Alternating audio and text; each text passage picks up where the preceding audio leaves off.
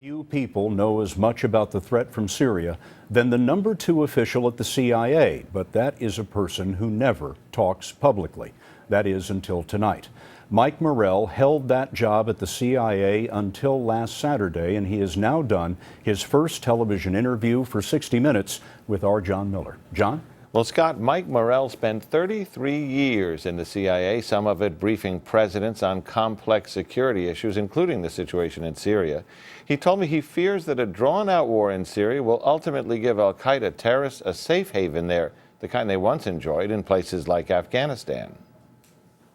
The two groups that are in some way affiliated with al-Qaeda, al-Nusra and then al-Sham, are the two most effective organizations on the battlefield. And because they're so good at fighting the Syrians, some of the moderate members of the opposition joined forces with them to fight the Syrians. The end of a civil war in Syria could offer one of two bad outcomes: a stronger, more brutal Assad regime, or a rebel government influenced by al-Qaeda.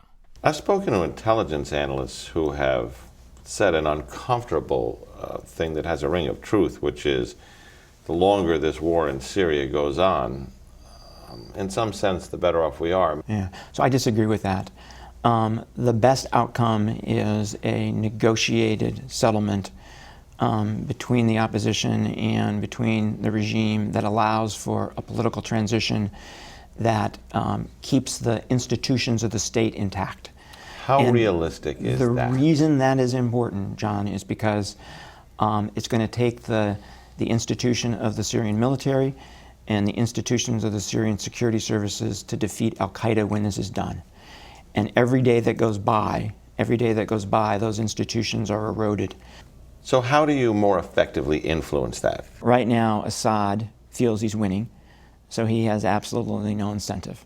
So enough support has to be provided to the opposition to put enough pressure on Assad to bring him to the negotiating table, but not enough support provided to the opposition so that they feel that they don't need to go to the negotiating table. It's a very difficult balance to strike. Is that more or less support than is being provided now? I think it's more. John, how does Morell think you can add support to the rebels when so many of these rebel groups are considered terrorists by the United States? Well, he thinks and understands that that is the hardest part and the highest risk part. You have elements that are reading purely from the al-Qaeda narrative fighting on the ground in Syria.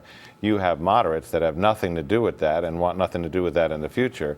But then you have groups in between that are using the al-Qaeda fighters but might not want to have much use for them after. Managing, when you give out weapons, who those weapons end up with is going to be very difficult. Great interview coming Sunday on 60 Minutes, John. Thank you very much.